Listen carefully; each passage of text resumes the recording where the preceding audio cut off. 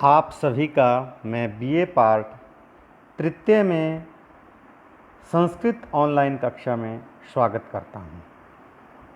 आज अपने इस कालांश में हम पाठ्यक्रम के बारे में चर्चा करेंगे कि अपने पाठ्यक्रम में कौन कौन सी पुस्तकें समाहित है एवं इसमें प्रश्न पत्र का क्या पैटर्न रहता है। यह हमारा सौभाग्य है कि हमारे कॉलेज में जो भी संस्कृत विषय में स्टूडेंट है उनमें अधिकांशतः अध्ययन के प्रति जिज्ञासु है, मेहनती है एवं अपने भविष्य के प्रति सजग भी है एवं अनुशासित है, विनम्र भी है। तो अपने मेरे को नहीं लगता कि इस बार कोई ज़्यादा समस्या होगी बीए फाइनल में। यद्यपि छात्र संख्या कम है किंतु जो भी स्टूडेंट है वो मेहनती है, तो ऑनलाइन कक्षा के माध्यम से मेरे को लगता है पाठ्यक्रम को कवर कर लेंगे। तो इस वर्ष भी अपने बीए पार्ट प्रथम एवं द्वितीय की तरह ही सेम पैटर्न है, कोई परिवर्तन नहीं है। और आज हम अपने चर्चा करते हैं कि बीए पार्ट थर्ड में संस्कृत विषय के प्रश्न पत्र में कौन कौन सी पाठ्य पुस्तकें समाहित हैं। तो अपने इस वर्ष कुमार संभवम जो महाकवि कालिदास विरचित महाकाव्य है, इनका प्रथम सर्ग हमारे पाठ्यक्रम में है। इनमें श्लोकों की व्याख्या, इन पाठ्यक्रम से संबंधित सामान्य प्रश्न आएंगे, जैसे कालिदास का परिचय, कथा वस्तु अपने जो सर्ग प्रथम है इनकी। इनमें मुख्यतः हिमालय का वर्णन, पार्वती सौंदर्य वर्णन, कालिदास की उपमा की विशेषता एवं भाषा शैली, इनसे संबंधित अपने प्रश्न आने की संभावना है।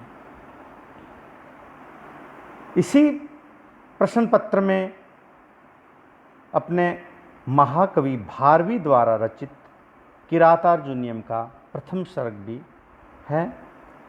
इनमें भी व्याख्या एवं सामान्य प्रश्न आएंगे, जिनमें मुख्यतः भारवी का परिचय, किरातार्जुनीयम की कथा वस्तु, भारवी का अर्थ गौरव एवं संवाद शैली आदि। इस बार अपने इस पाठ्यक्रम में गद्य काव्य भी है। इनमें महाकवि दंडी रचित 10 कुमार चरितम का अष्टम उच्छ्वास अपने पाठ्यक्रम में है।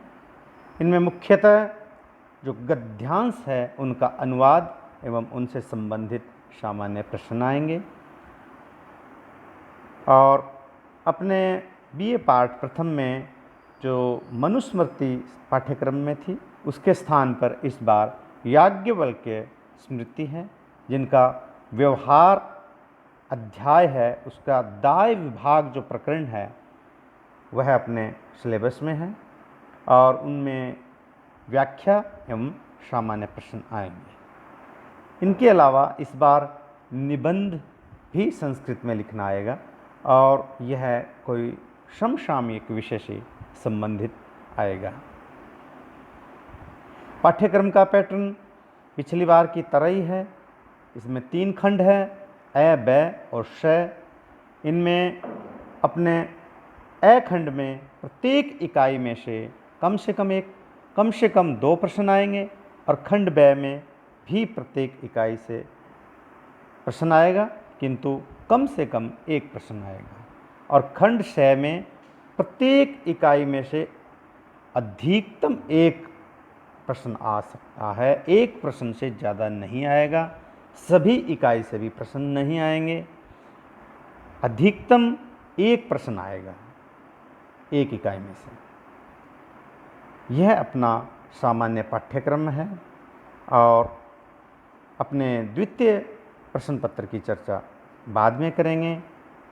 आप इस पाठ्यक्रम को अपने मन में संजोए रखें। हमारे मन में जो भी पाठ्यक्रम है उनका एक रूपरेखा अपने मस्तिष्क में समाहित होनी चाहिए। तो अपने आज इस कालांश में इतना ही, और हम इसी